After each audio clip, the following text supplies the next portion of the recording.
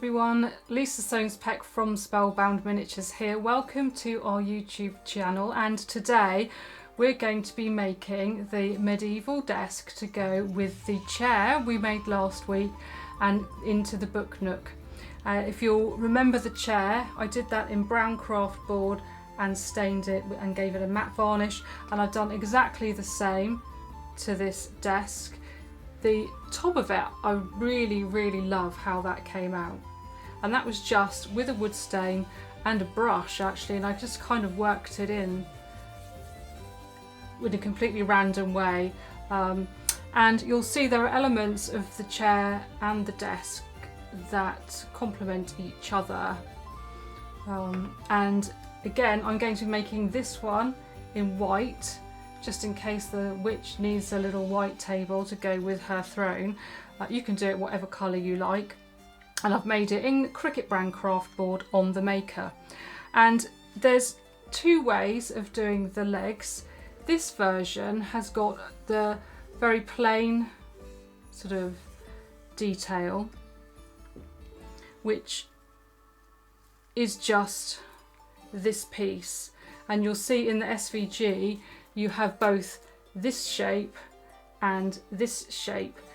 So you could do, well, three ways probably. You can do this shape on its own layered up, which is what I've done here. Then you could use this as a frame, and that actually, I don't know if that's going to come out on camera too well, gives a nice frame around the detail and some depth. Or you could just have the plain leg by itself as well.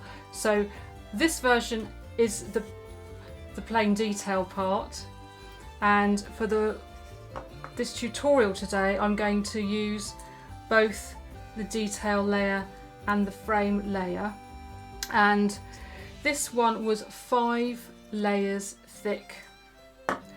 For these legs I'm going to do 2 of these arch shapes and in the middle, and then 2 either side of the plainer frame, so that builds up to quite a substantial table leg in 3D once it's glued and pressed. And then you'll notice we also have some parts that mimic the bottom of the table leg, and you might be able to see there I've glued some of those on either side, again just to give it more of a 3D effect, and that's up to you how many layers you want to glue, if you want to do that on either side too.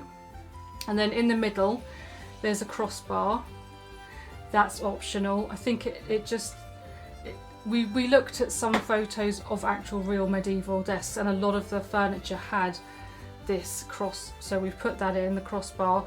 That's these pieces here. Again, you can make them as thick and as many layers as you'd like. We have the front piece there, which is again 5 layers, and then with this lovely detailed back insert. And you can see there, when I was explaining in the chair video, if you do accidentally get glue on before you stain, the stain resists the glue, so I've left that there so I could show you this accident. You could always paint that over with a brown paint, and then it would look more natural, like a shadow or a darker stain on the furniture, so it's not too much. If you're worried about that, stain your pieces first before you glue them. And then we've got these pieces which are like those, but they've got a straight edge, and we've used those under there just to give a sort of supporting edge detail to the table or desk, and again that's optional if you want to put that on. And then the top of the desk is layers of craft board, and I've done my usual trick of slightly smaller layers there to create that natural beveled desktop. And so you'll notice in the SVG that some of the pieces are slightly, I don't know if it's going to pick that up on camera, smaller than the others. So there's 2 that are slightly smaller, and then the rest are all the same. So as we did for the chair, we're going to start gluing all of these pieces in pairs. I prefer to do it that way. It takes a little longer, but it means they're flatter and the layers seem to knit together more neatly on the edges. So it's up to you. So I kind of just put some music on and start gluing up my layers. I've got my granite slab here, which is a really heavy kitchen worktop saver, upside down. I press them underneath that, and I also, for smaller pieces, use a stainless steel bench block, and of course I use tacky glue. So put some music on, just get gluing and relax for about probably 25 minutes, and then we'll be back.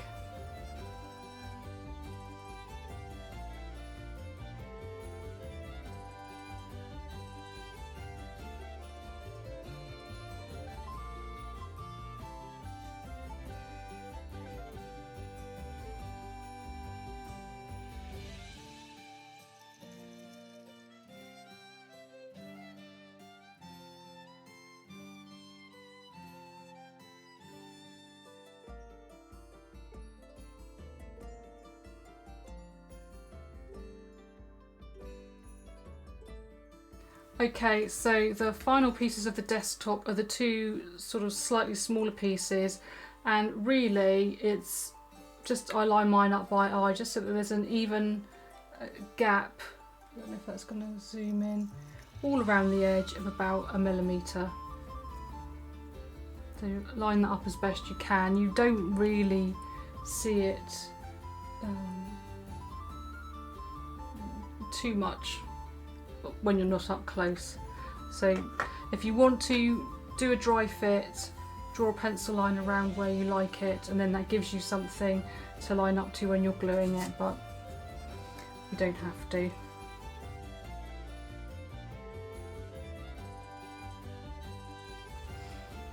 Okay, so now for the desk, we've got all of the pairs glued.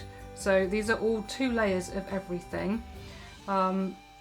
The inside of the table legs, the 2 outer layers, the bottom layers if you want to add those onto there, the front part there, and then the back, and then these side bits here that are those, and then the cross struts, as many layers as those as you'd like, and then the 2 tabletops, desktops, and the graduating layer one. So whichever version of leg you've gone for, I'm just going to glue those up with the detail layer in the middle, and then I'll put 1 frame layer on the outside and then turn it over and put 1 on the other side. There, you can see that, and then we can add these on here, and just that little detail. If you want to make it more accentuated, add on more layers. It doesn't make any difference to the overall sort of dimensions really, as long as you didn't come out probably past the top of the desktop. I think that would look in proportion. So I'm going to get on and glue all those together now, and then if you remember, we're kind of doing about 5 layers to 6 layers, so there's 2 pairs there, so that's 4 layers, and I've got the 5th layer, and the same for that, 2 layers of each, which is 4, and the 5th. So those are 5 layers. The desktop is 4 layers plus 2 graduating layers, and these legs are going to end up about 6 layers each.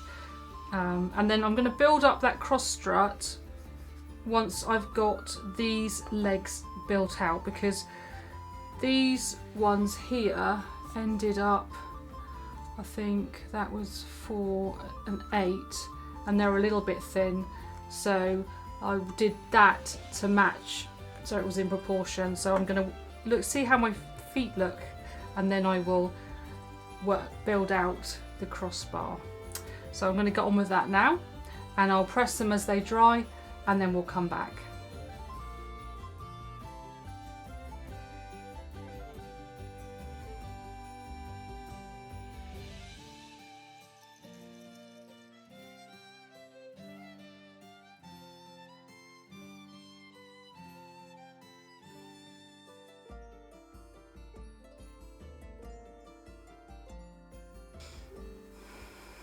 Okay, so we've got all the layers glued together now, however many you've decided to do, and it's quite straightforward to construct. You can do it in several ways. This is just the way that I've found works for me. We're going to effectively create a box. We have the legs upside down, and we're going to glue the back on and the leg and then the front. And it's up to you. You could glue the back piece flush with the back. Let me see, where you are. There. Flush with the back of this leg, or you could actually inset it slightly, and that might sort of give the same detail as this raised frame here. So I'm going to inset it slightly. On the brown craft board one, I kept it, oh, there we go, flush, and that kind of looks cleaner and more simpler. So I'm going to inset this one. I'm going to eyeball it, I always do. Draw a line if you need to, and because it's going that way, I'm going to put the glue on this edge. And you could use a gluing jig and right angles to support this while it dries, but it is quite flexible, so if it's not exactly square, that's okay. It's good to put them down on the bench because it means the top is all level then for when you want to glue the desktop on. If there's any excess glue squeezing out, get that with a cocktail stick.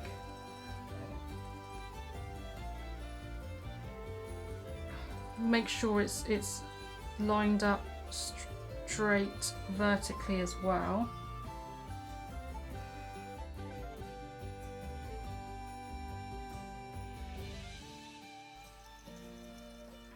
And again with the front, I've done that flush here.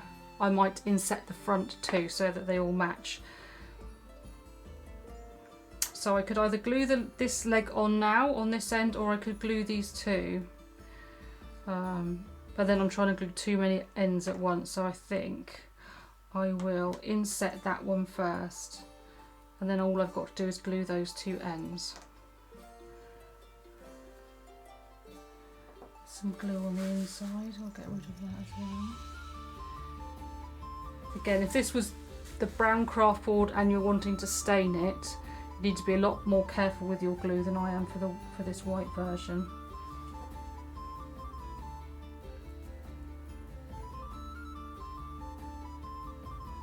Or stain the pieces. You could stain them when you've layered them before you glue them as well. It's completely up to you.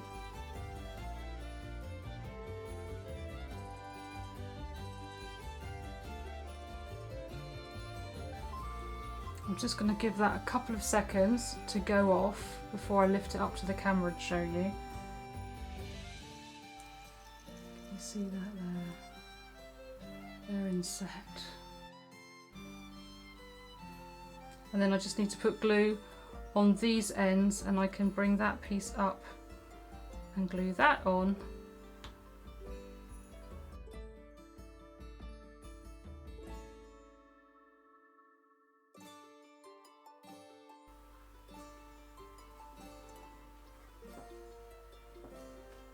And just try and get the inset the same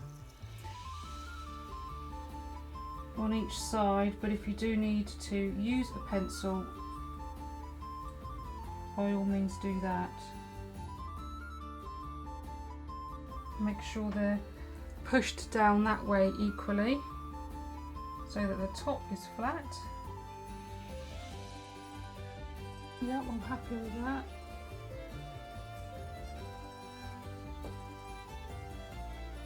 If you had a clamp or some magnets, you could do that now, but I'm just going to apply some pressure from either side and it will quickly set up enough for me to do the next stage, which is gluing it onto the lid, the top of the table, the desk top. So we want to turn that upside down so the layers are underneath. And if you'll see for this one, I slightly offset it so that it's a longer bit at the front than the back. You can do it centrally, it's up to you. I think it kind of looks more natural that there's an overhang at the front, so that's why I've gone for that. And then you'll soon see when you put the legs on here whether it's square or not.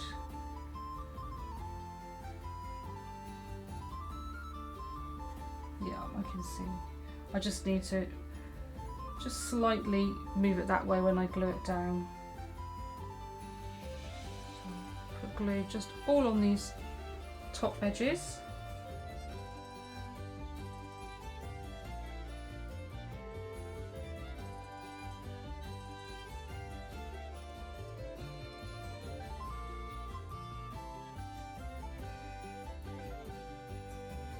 I'll make sure it's central, so you've got the same gap either side there.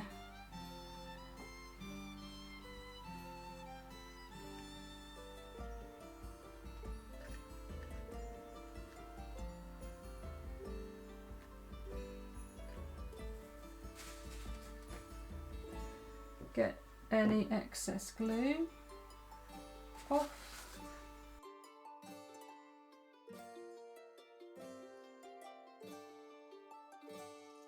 You can see there, I've just kind of got the same gap at the sides, less of a gap at the back, which is where the deeper detail is, and then that's higher at the front so that if someone's sitting on the chair, their knees will fit under there.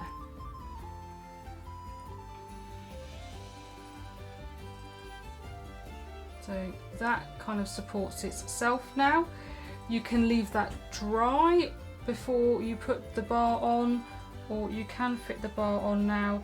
And if you can, I don't know if you can see that this bar has slightly not as even as I'd like it. Let's see how we can get it there. So with not just with this, but with any of the elements, if you can see layers and you don't like them, you can put a bead of super glue along there, and super glue kind of self levels anyway, and if it's not level enough, it penetrates the mat board enough that if you wanted to sand it and get it even more level, you can. And because the super glue is just kind of sunk into the top layer, it doesn't fray up either. So that's something if you want to do that. And I tend to do it just on my leading edges, the pieces you're most likely to see or that would catch the light. So I'm going to do that on the top of here, for example, but I won't bother doing it underneath. And you could do that again before you construct. Sometimes it's easier to do the pieces when they're flat on the bench or in separate pieces than it is to get in and do areas when it's already built. That's up to you. So I'm probably going to leave that off for now. Leave this set up. I will fill that and sand it, and then I will stick that onto the bottom just there. And again, that piece is optional. So I'll leave that to dry. Now I'll fix the bottom rail on, and I will decorate that the same as I did the medieval chair, and I'll put the photos at the end. And I just forgot, there's two other pieces, aren't there? The side supports here, that they're just for decoration, not actually real supports, but I think they do just finish that side off. So you can stick those on, they're completely optional, but I'm going to put them on for this one. So I'll see you again when I've got it finished and decorated.